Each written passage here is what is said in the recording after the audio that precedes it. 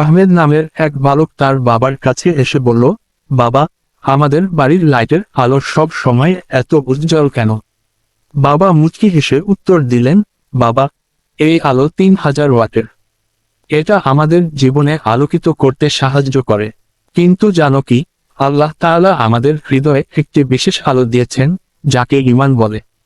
এই ঈমান আমাদের জীবনের সত্যিকার আলো। ছেলেটি জিজ্ঞাসা করল, বাবা, কিভাবে আমরা এই ঈমানের আলো পেতে পারি?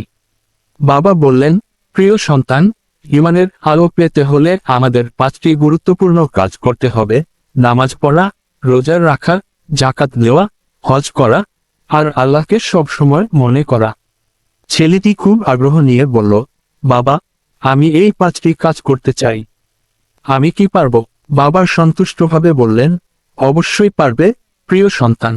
তোমার এই ইচ্ছা আল্লাহ তাআলার আশীর্বাদ। ছোট ছোট কাজ করে শুরু করো। প্রতিদিন একটু একটু করে নামাজ পড়া, ভালো কাজ করা এবং দোয়া করা। দেখবে, আল্লাহ তোমার হৃদয়ে ঈমানের আলো জ্বালিয়ে দেবে।